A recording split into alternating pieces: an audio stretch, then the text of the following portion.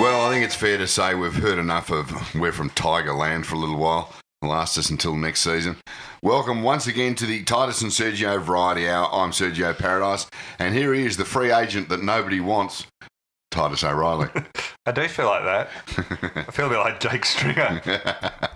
Although he will get to him. His story's a bit better than yours. I'm glad we got the season out of the way so we can now get involved in our favourite time of the year. Yes. I want to begin by thanking all our supporters who have got on board and support us financially in putting this nonsense out. Yeah.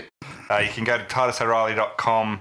There's a supporter tab there if you haven't already done so, and get on board.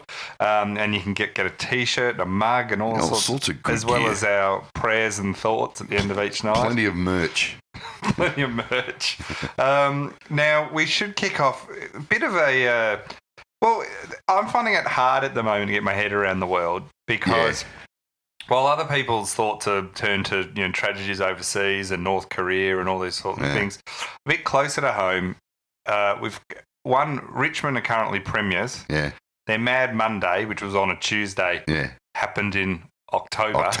Which they certainly wouldn't have been planning that. No, more example of the effect of climate change. Yes. And then we've also got Hawthorn in chaos off the field. Imploding. Yeah. So how are Richmond premiers and Hawthorn are imploding? I know. I mean, even 6 weeks ago you wouldn't have said that, let alone 2 years. It's like that Seinfeld episode where George does the opposce. Yes. Of everything he's ever thought, he does the opposite, and he starts being a winner. And it kind of works. But Elaine goes downhill because Jerry's like even Steven, so he just ends up always balancing. Yeah. And it's a bit like that. Richmond are all organised. And Hawthorn, I mean, what started earlier this week when they sacked their CEO, and she'd only been there for 5 months. Yeah. So this was Tracy Gaudry. Sorry. Now the weird thing about this is when she was appointed, she was the first ever female CEO, but there was a lot of question marks when she was appointed of what had she ever really done. She'd been an Olympian in an administrative but running sense, a business of that size. Like she'd never been a CEO, but also what did she ever... Yeah. So there were concerns early on from a variety of people I knew that had concerns about it. Not quite the...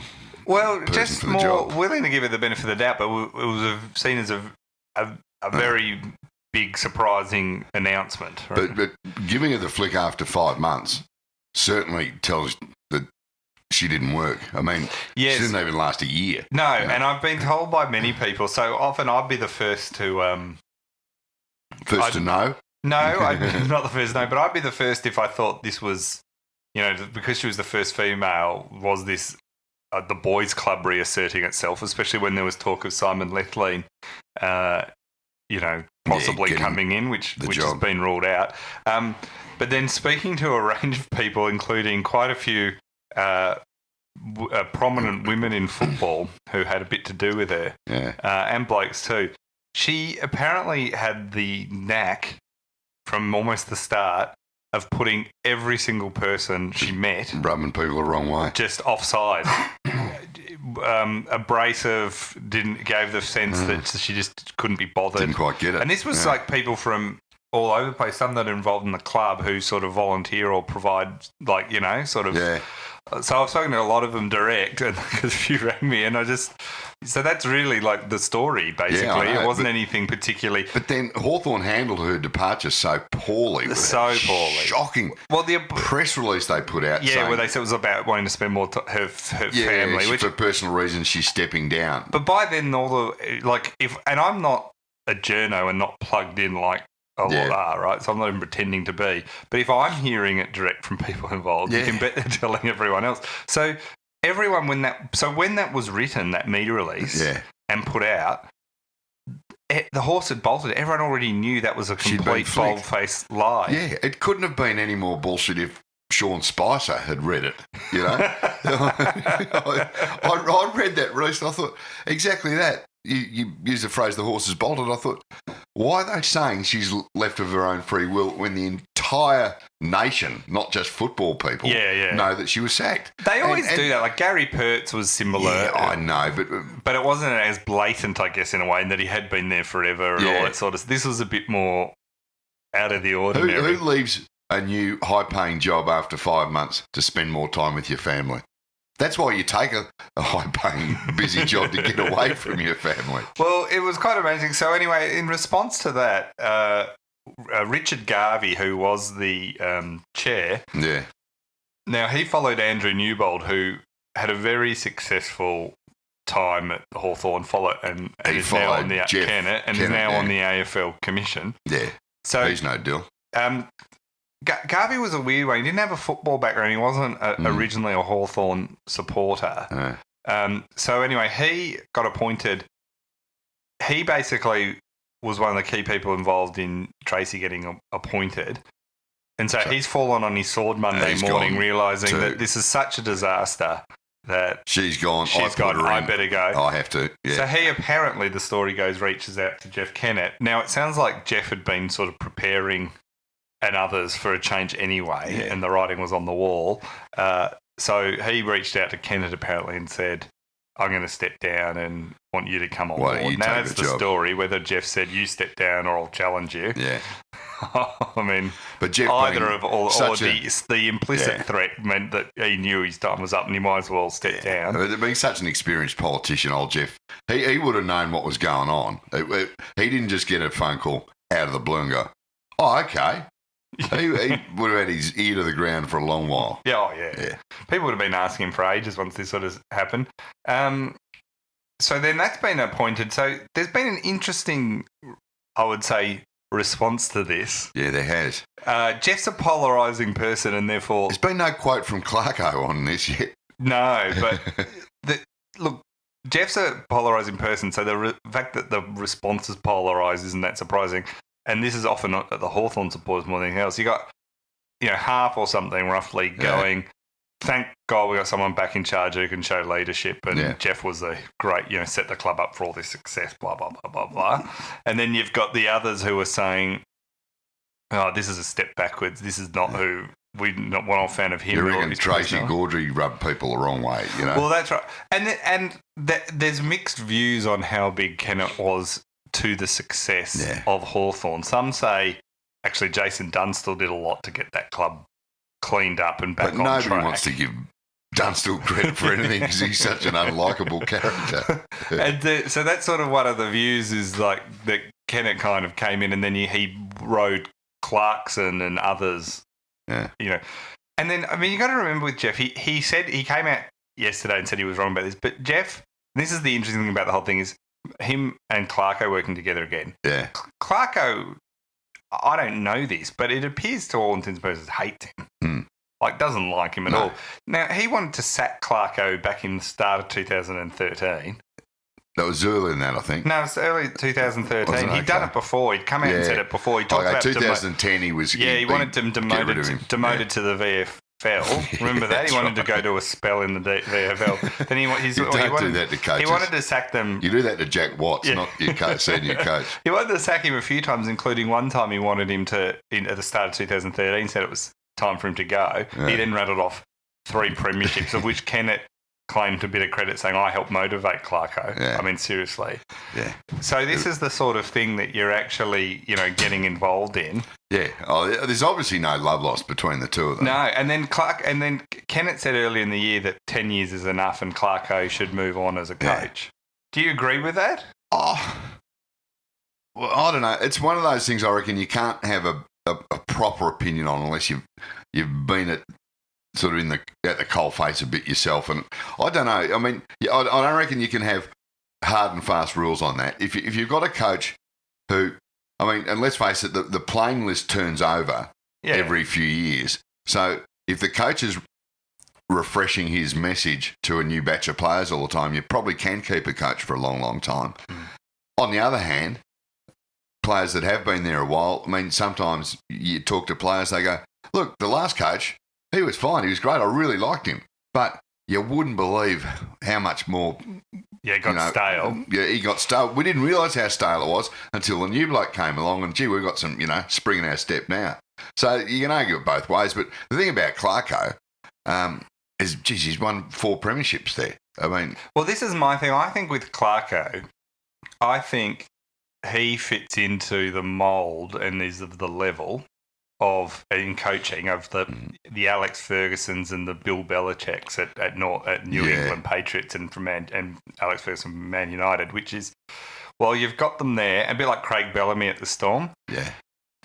They are so good at coaching and managing people and tactically and all the various things that, to me, they are more important. Like when people say, well, Jeff's concerned that this is Alistair Clarkson's club. Well, it is Alistair Clarkson's club. Yeah. Like, he has more impact on the success of Hawthorn and the future success of Hawthorn, like attracting players, keeping players, turning relatively ordinary players into good players. Like even the coaching job he did this year was pretty impressive, turning the club from being complete easy beats any to being footy club, whether not it's bad. a professional one, even to your suburban footy club, yeah, always the senior coach is the most powerful or most important person at the club. Yeah, because the buck stops with them on field, and pretty much everything off field is only really works if you're successful on field. But what I don't get to is I can understand, like, the coach is the most powerful. It's not any coach. It's a successful coach over a period of years.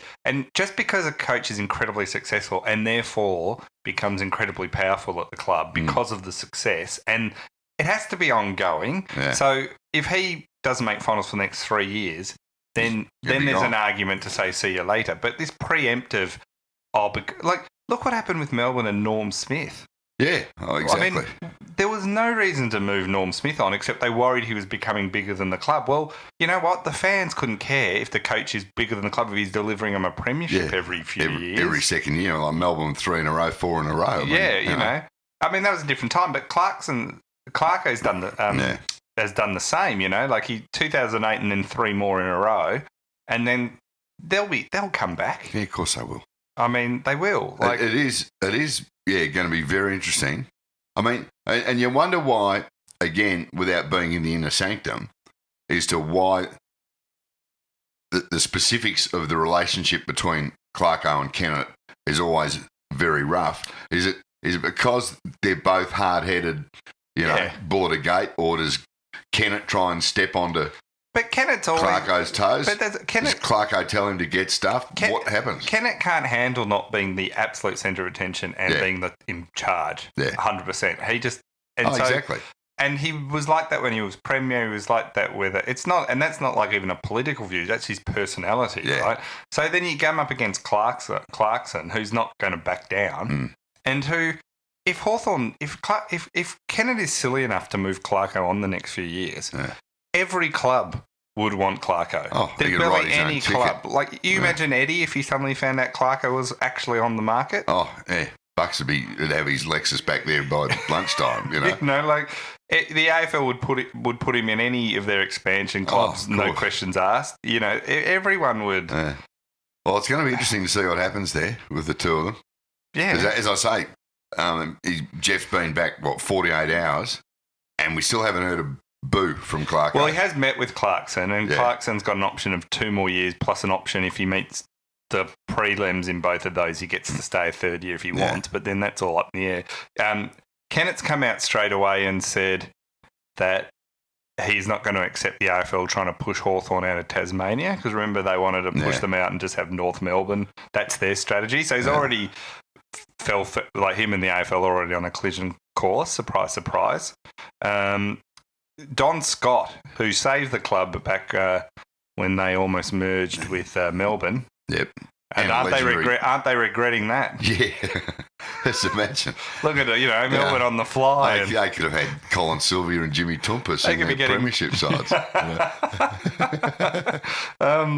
So he's come back and said he's absolutely furious at this, basically. Doesn't like Kennett.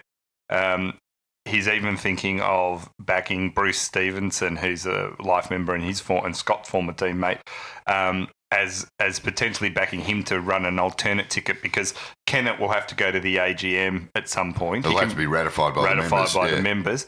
And thinking of doing another one. And he said, this was Scott on Kennett, said, I don't know, you just wonder. It's been 2 hours. How can I say what's going to happen? His persona does not appeal to me at all. He's a political animal. I wonder about his motives. A lot of people are self-effacing. I don't think he's self-effacing. At one stage, he was going to be president of Melbourne. That's right. I forgot about that. One of the great insults that a Hawthorn player someone can give to him. And you got to remember, Don Scott, as you say, he pretty much saved the club with his sort of heartfelt speech at that merger meeting. Yeah. But he's a premiership captain, and he's a bit of an unusual cat, Don Scott. But just look at some of the cardigans he wears. Oh, well, he's always been like that. You look at some of the photos of him when he played off field. He was an absolute fashion plate. He used to carry a handbag, and he used to own. I remember he used to own a Just Jeans shop down in Glenferrie Road. Right. Yeah. He was a strange sort of cat. But Don Scott is. I mean, he obviously has no interest in doing it, but he would make the perfect president at Hawthorn because he's an alpha male like Kennett and all that, but he's sort of got the runs on the board. Well, he's saying he doesn't want to become president. No, he's never wanted to be backing Bruce Stevenson in. So anyway, that could be all interesting. Wouldn't that be great a challenge as well? That would really just look at the. Oh, yeah. This is when you don't have a club that's unified, and then suddenly the question marks with Kennett being back in is Clarko going to stick out a year or so and then trying to exit? Yeah, he might. If they have an ordinary year next year, especially if Luke Hodge plays well against them when he's at Brisbane, Clarko might say, "Look, okay, I've done my time here. There's not much more I can do." And by the way, he can basically paint it like he's being pushed out. Yeah, of course. I mean, how bad is that going to look? Yeah, exactly. And as you say, it's not like he's going to be, struggling to get a job. Well, Kennett oversaw a period of when the club really started to pick up. It's easy to be president when it's going a bit like that. Yeah. So anyway, it'll be very interesting to see. Great for everyone else. Yeah. How fast does it turn around in footy? Yeah. Hey, has it been said enough times this week? It's a brutal industry. And Hawthorn's just proving that. One thing that got announced late last night is that Stuart Dew is off to the Gold Coast Suns to prematurely end his coaching career. He's taken the poison chalice. The flaming dumpster that is the Gold Coast Suns. I'm looking forward to them taking a picture of him holding a fish, which is the traditional way they welcome you to the Gold Coast. Welcome the thing. They're going to probably announce it today at some point. It hadn't been announced when we started recording this. And it was after a board meeting last night. Dew, of course, has been at Sydney for years as the assistant coach. Yeah. So is there a great... And a former Hawthorn premiership player. Yeah. Is there a greater step up in footy than going from assistant coach to a coach, the senior coach, though? Because you can be so how many great... Like people who go back to being assistant coaches or are assistant coaches, and everyone says like Lepich and everything. But people say, great assistant coach, but can't cut it as a senior coach. Yeah, whether it's the pressure or the spotlight or, managing players. As you say, you mentioned about Clarko, he could be described as a football manager more so than a coach even these days because he's an organiser and a figurehead. But you kind of, to be a senior coach, you have to be able to handle the media to an extent. You have to handle the club, the board, all those things. You have to manage all the players individually. 10,000 people tugging your coat every week about something. And but you also got to manage those players to within, less of the technical stuff these days. But you've got to keep them motivated all the time. Yeah. So it's a hard. Oh, it's a tough gig. I mean, I can't remember who it was, but it wasn't that long ago. A guy who'd done that, gone from assistant to senior, he said it's very similar to when you say it's a big step up from the seconds to the first or the VFL to the AFL. Yeah. You think you've been in that environment for that long, and you think you'll be fine. And all signs, but as soon as you get there, and all signs can be positive that you'll be able to make that step. Yeah, but then some just don't. It's tougher than they crash and burn. Yeah. So interesting to see. I'm not sure. Stewie Dew's already got interesting things. Apparently, he's beaten out Carlton's John Barker. He's a bit of a perennial assistant coach, Johnny Barker. Yeah, and Hawthorn, Scott Burns were all the ones that were being looked at. Now, the thing about that's kind of interesting is the AFL would have had to have ticked off on this because they're getting so much money and they're basically running that club now. The interesting thing is already Tom Lynch has reportedly been ready to... He finishes up next year, his contract. Yeah. So he apparently is, unless he's happy with who this coach is and that they seem to be heading in the right direction, he's already apparently told people he's willing to come back to Melbourne. Yeah. And there'll be plenty of people wanting him. Everyone would want him. So, and he didn't look happy in the last few months up there. He was just going through the motions a bit. The upside for Dew is there is a lot of talent up there. They're going to get a lot of help from the AFL. Yeah. They're going to have... They've now got all the right facilities. They're going to get money. They're going to get a priority pick. They're going to lose Ablett, which I actually think is a benefit. Yeah. They struggle to attract players. They may well say we have a war chest and we intend to trade heavily. Yeah. But nobody wants to go there. Do you think they're the North Melbourne of the North? Oh, well, I think it's a very good point, In fact, they should be moved to Tassie. They moved north to the Gold Coast. It just makes no sense having anyone on the Gold Coast. Nah, it doesn't. It's like, I've said it before, it's like putting, about 30 20-year-olds on the blokes on the Gold Coast. You add Sophie Monk and it's the Bachelorette. Like, that's basically what it is. And as I said, that's the playing group, from spectators and supporters, and sure, there's a million expats from Victoria and what have you living up on the Gold Coast. Yeah. But as I've said before, they might take a vague interest in the Suns, but they go and watch the games on the big screen at the Mooloolaba Surf Club. They do not go and watch the games live. Well, there's so much more to do up there, because unlike in Melbourne, there's sunlight and water and blue skies. Beautiful. Easy to get into strip joints. Is that that's always your key indicator on a place.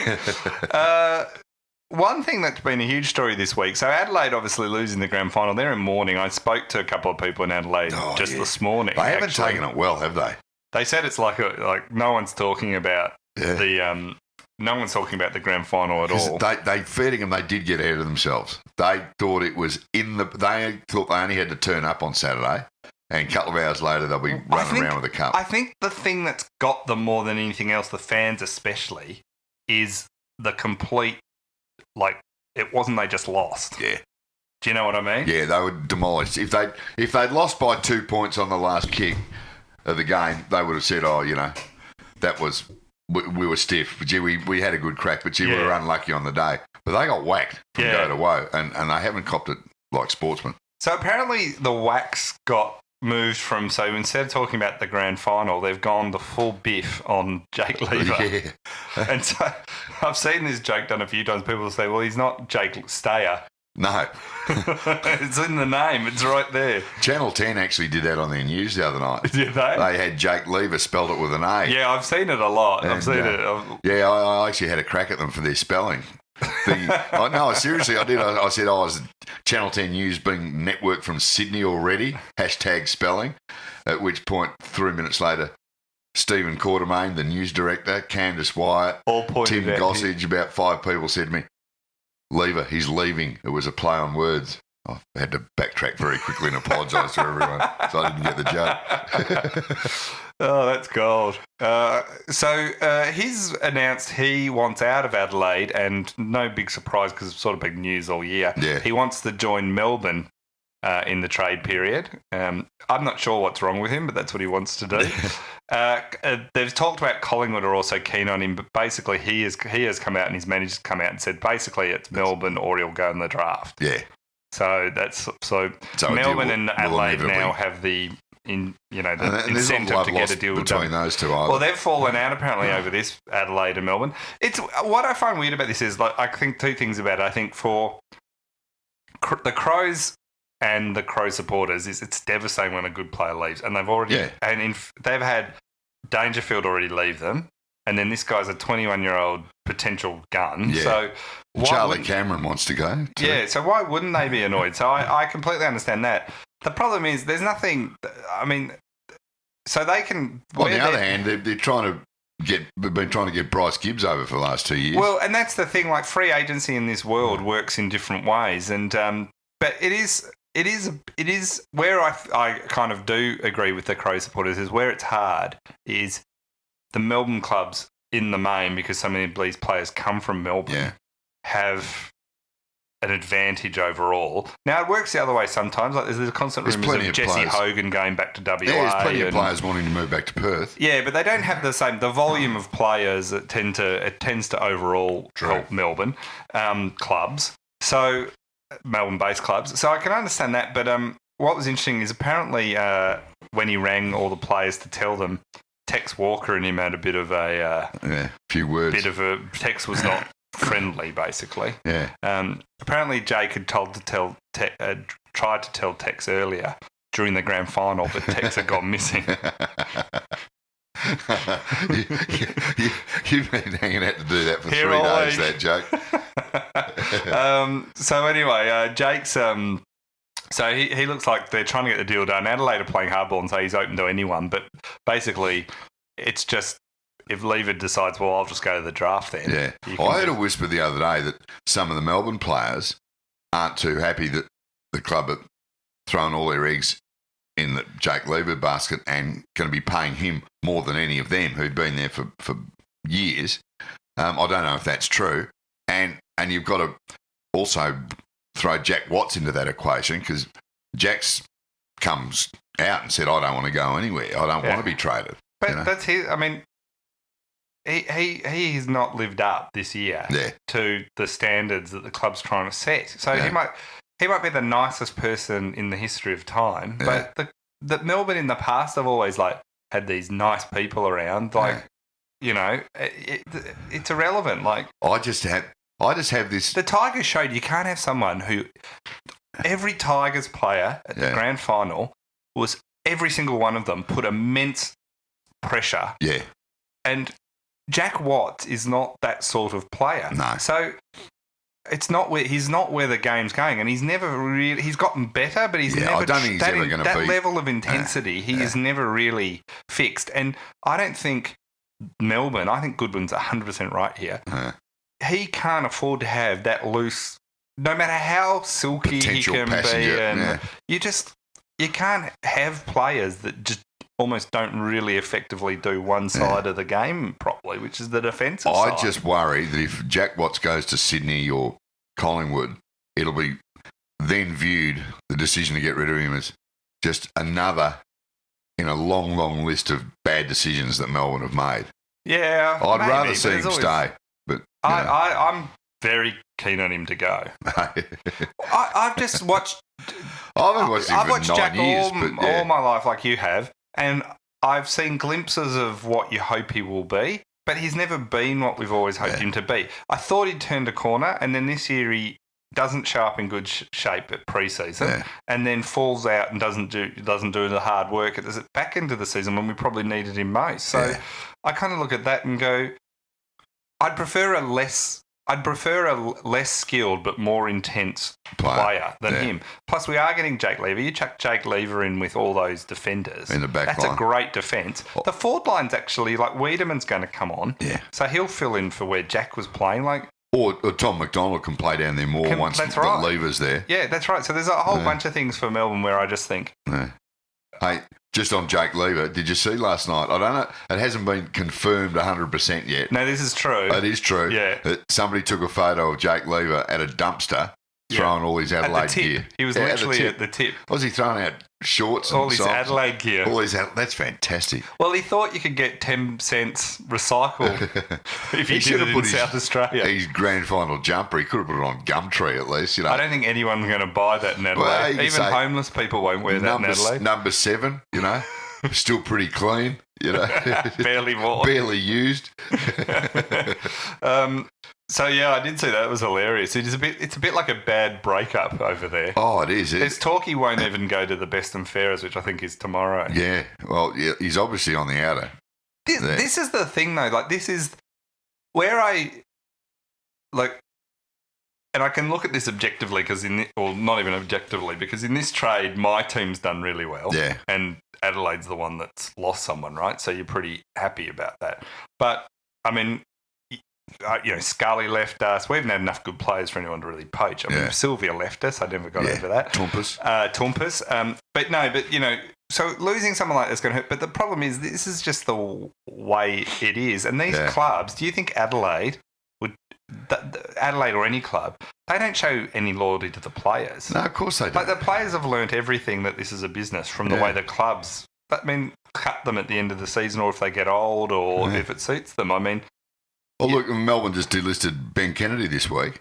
I mean, they got him over from Collingwood 2 years ago to be, our next good small forward. And he got asked on Monday. But you look, if Jordan Lewis can get moved. Yeah, or Sam Mitchell will be told to go. Everyone's... So players, I think, have seen that stuff happen and have gone, well, this is... this is the world we live in. I'm going to look after number one first. And it does break down the team thing a lot, but it is reality. Yeah, well, you can't blame a 21-year-old who's suddenly going to get paid more money than he's ever dreamt of, probably, When he first went to Adelaide, he's a young, hopeful draftee, hoping he might make the senior side. Now he's got everybody throwing bucket loads of money at him. Why wouldn't he? There's a lot of anger in Adelaide about whether he's said, I want to be closer to family, but the club and the fans are saying, no, you just want the money. Yeah, but I'm thinking, what's wrong with that? Well, I'd need a lot of money to stay home with my family. I'd need a lot of money to move to Adelaide. So anyway, it's this is just unfortunately the reality. But the Crows have had it tough. Like to lose Dangerfield and Lever, to lose those two players, it's pretty big. They were happy to take Scott Thompson years ago from Melbourne. Stupid of Melbourne not to keep him. Yeah, well, exactly. Thompson, what was he? Smartest move. Third in the best and fairest about 7 years in a row. Yeah. Thompson. Jake Stringer, he's been an interesting one. It looked like he was going to Essendon, done and dusted, and still looks like he is going to go to Essendon. But there's been a fair bit of noise surrounding this, where his ex-partner came out and did a story and basically said that he was having affairs with a teenage homewrecker and all this sort of stuff. And plenty of other girls, and he blew $100,000 on the punt. And, gambling addiction. So she really tipped a bucket on him. And just right at the time when he's looking for a new club. Yeah, it was a bit, well timed. Woman scorned. Yeah, but I mean, it sounds like he hasn't denied any of that either. Well, no, so it seems like he was. And you think, does that drop his asking price? I mean, that's apparently it has been a bit of a. I mean, if you're a club, you got to think twice about this, because if Luke Beveridge couldn't sort him out, and he's this sort of what's going to do it? Well, it used to be that it would matter what you did off the field. If you could play, clubs would have you there. Whereas these days they look at the character as much of a bloke as much of his ability. But I've read about this before with sort of great teams and things like that. That a lot of them actually do. The Denver Broncos were one of the first to do this in a big way, They actually would.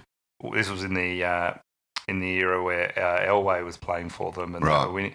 But they actually drafted a lot on character. They made that a significant contribution or deciding point on. So they would take someone slightly less skilled but really good character over someone who was, an erratic genius. Yeah, rat bag, but, a Heisman Trophy winner. He appears to have fallen out with all his teammates at the Bulldogs. Yeah, well... And that's affected how he plays and because apparently you read... Well, not even between the lines, but specifically that a lot of the Bulldog players and their partners are good friends with his ex-partner. Yeah, and we're not happy with him. Hang on, Jake, you don't do that kind of gear. And this is how footy clubs have changed over the years. Back in the day, if a bloke was carrying on behind his missus' bag, the players would cover for him. They'd go, "Oh, mate, how good are you?" But these days, it's like, oh, hang on, Yeah. So anyway, it's interesting. They could still go to. He still could end up at Essendon, but it does make you wonder: do you want him around? But the Bulldogs have also said that if they don't get a good deal for him, they'll have him next year. But don't you think that's always a negotiating thing? It's like saying, well, it's like Adelaide is saying we're willing to deal with anyone, and if not, we'll put him in the draft. Yeah. If Melbourne does, and Melbourne are willing, and Lever comes back and said, well, I'll go to the draft. So they're all it's all like gamesmanship. They all act like it's. It's like your boss saying look, I think you better go and look for another job, and then you come back and go, I couldn't find one. Oh, we'll have to take you back then. Back to your desk. But I think it's only because they can't get anything for him, basically, and they'll try again. Something will be worked out somewhere. Don't worry about that. Yeah, but it's they just want him gone. Tom Rockliff is out of the Lions and heading to Port Adelaide. That's been confirmed. Carlton were pretty confident they had him too. Carlton were very confident, although I don't know confident, but very keen and put a lot of effort. They put a lot of. They even set up a meeting with Chris Judd to try and get it. So no meeting the cash cow though. No, but if he brought Rebecca along, might have got the job done. Port Adelaide say they're wrapped. You don't see that every day in a press release. They're wrapped. That he's chosen them. It's going to make it even harder for Jimmy Toumpas to get a game in the midfield once Rockliff gets there. Are we counting our Jimmy Toumpas references? I think that's your third. I think that's about my fourth in half an hour. More Toumpas all the time. Yeah. Better Toumpas and more of it. Yeah. The Bulldogs, the Port Adelaide say that it was the opportunity to play in finals that was one of the key factors in his decision. Oh, gee. Getting a bit cocky there, pal. You don't want to do an Adam Treloar there. That's right. What if Port Adelaide finished 15th next year and Carlton made the finals? It's going to look pretty ordinary. It'd be amazing if Carlton made the finals, though. Yeah, that's true. Tom Rockliff said that it was a dream come true to finally play for an AFL club. Bit of a change in where he's going. Yeah, well, that's true. It probably is. It probably is a good move for Port. Oh, he's a good player, Rockliff. I mean, he was on the outer at Brisbane a year or two ago. Yeah. And I think there's a lot over his captaincy. Yeah, and a lot of people thought he was, not ticking all the character boxes, and his form dropped off. But he had a cracker of a year this year. A lot of people also think he's an accumulator, but not a good user. That's what. But I reckon that's not. I like Rockliff. He's as hard as a cat's head, and he's good around goals. He kicks goals. I think he'll go right with Port because they've got a lot of the skillful, talented players. Yeah. But he's an inside midfielder. One thing I thought you'd enjoy is getting off AFL for a second. Yep. In the A-League, first ever in the world, they're going to introduce a trial of red cards and yellow cards for coaches. Is that right? Kevin Muscat will be out of a job. What is there any particular reason they've gone down this path? So they want to give it a try. It's part of the global push to crack down on the abuse and dissent shown to match officials or opposition players. Right. And so this is the A-League bosses went and asked permission of the International Football Association Board, who do all the rules, to say, why don't we try this with coaches too? So you often see coaches yelling and abusing and all that stuff and because they're right on the sidelines there. And that it's the details been working out and what sort of penalty it will be. But basically, you can they'll be showing yellows and reds to coaches. Well, what happens if the coach gets red carded? Does he have to leave the field immediately and an assistant coach step in, or are they coachless for the rest of the game? I mean, they're still working out some of the penalties, but for instance, it's not unheard of in sport. So in baseball, coaches regularly get ejected. Yeah. And they have to leave the sidelines basically and go out the back, so they can't have any further. I'm sure they can somehow relay messages down, but they can't be on the bench anymore. And then the assistant manager takes over, like the pitching coach or something. Like that famous story. Remember Mel Brown, who came over from Perth and played for Richmond? Father of Campbell Brown. He was a brute. Mel. Belted everyone. He belted everyone. When he was coaching back in Perth, he was suspended and not allowed to coach on the ground for 3 weeks. So what he did, he got one of those cranes that he got into outside the fence. And then a cherry picker. A cherry picker, that's the one. And the cherry picker would Lift him up and take him out onto the ground so he could address the players. And technically, there's nothing the league could do about it because he wasn't on the ground. That's ridiculous. That is absurd. I'd like to see Kevin Muscat do that. We'd like to see an Amy Park, a big cherry picker. What about dangling him down from the roof of Etihad Stadium? You could do that in a harness, like the Foo Fighters. Because they're going to kick off soon. We've also, this Thursday night, we've got the NBL starting as well. Yeah. So it's all... I think tonight, the Socceroos play Syria. Yeah, Syria. They've got to win that. It's pretty much do or die for the Socceroos. Do or die. Now, I had a great story which you don't know about. I told you I was going to tell you this story, but I have not heard this story until you tell me now. So, I'm not aware of it. But I found this very amusing. So Disney World... I think it was Disney World's the one in Florida. Yeah, Disneyland's in LA. In LA. So this is in Orlando, Florida. Yep. So Orlando, Florida, Disney World, the American women's soccer team head to Disney World and there's a bar there called the Epcot Center Bar. Oh, yeah, at the Epcot Center. Do you know this at all? I'm aware of this, John. Yeah. So it is... they ended up getting so drunk on an 8-hour bender. Oh, I'm loving those girls already. Yeah, I thought you'd like this is written in this article like it's a negative thing, and when I read it, I thought Serge would have paid good money to be there. Now, Alex Morgan, who's a member of the US team, who has she's posed in Swimsuit Illustrated before. Right. She's had a long history of controversy based around various acts of drunkenness and violence, I think, before. She won silver at the 2011 FIFA Women's World Cup. She was in that team. She was amongst them, and they were frog marched, it says, out of the park by sheriff deputies on Sunday.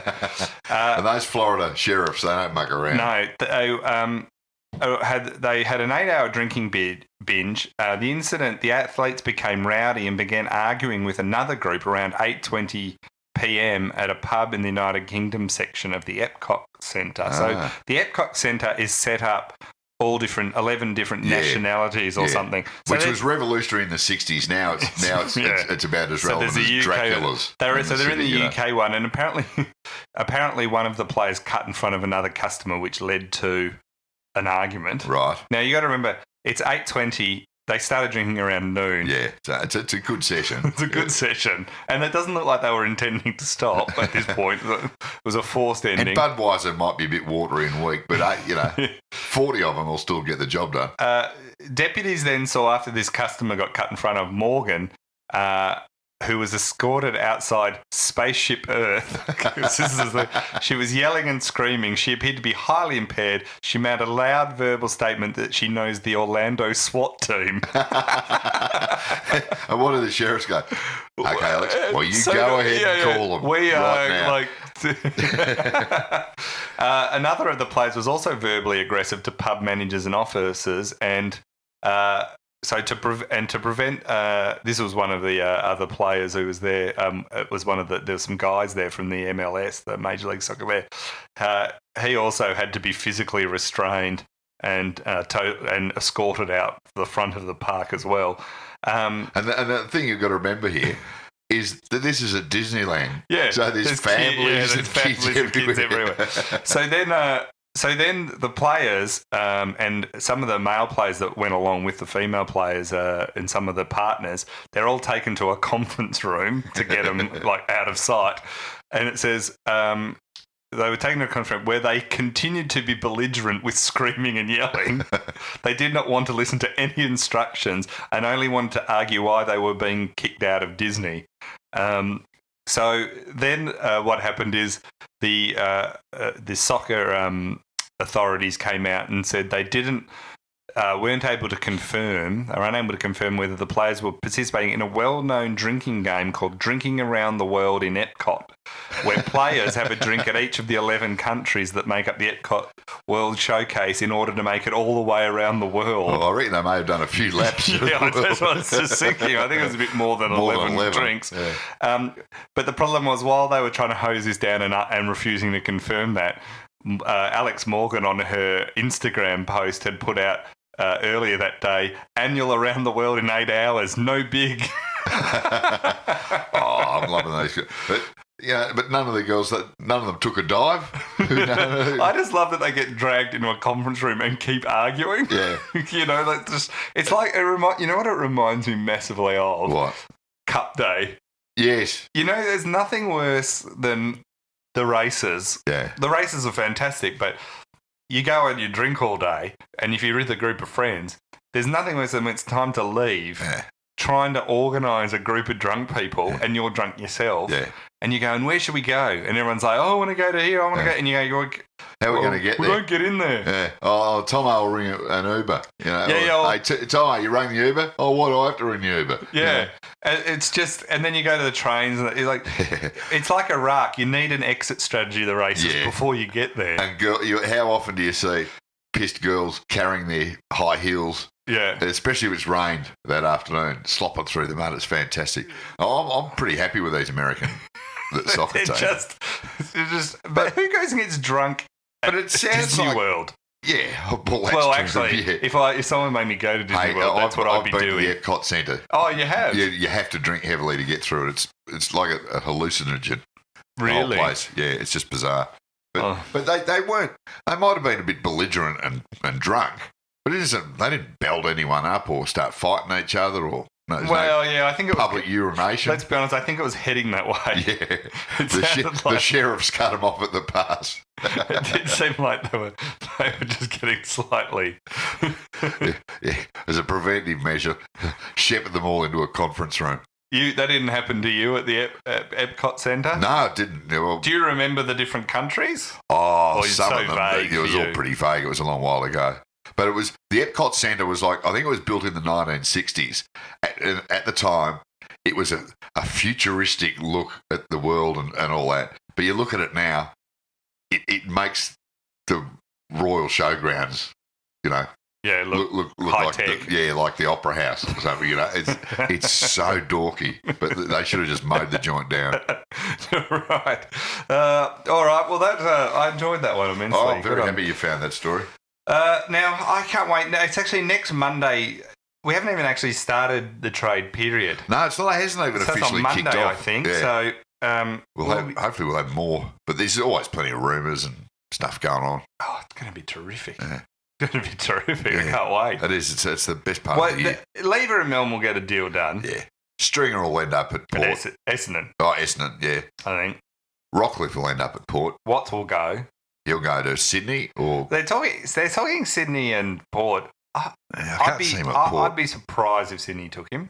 Yeah, I can't see him at Port. Collingwood were interested apparently, and also Geelong. I can see him at Geelong. Yeah. Yeah. But I can't see him at Port. It would be too tough for him in Port, I reckon. That's good. It's a tough town, Port I think he Adelaide. likes the finer things in life, Jack. Sydney would be a nice fit for him off the ground. I'm not sure if he'd be ready for on the ground. He's a nice Brighton grammar boy. I don't think Port Adelaide's his kind of town, to be honest. It's salt of the earth people over there. Yeah, well, I can't see him there. I can see him in Geelong. I can see him surfing with danger down there in a suit. All right, well, we will see you all back here on Monday to get into the madness that is the trade period. We will.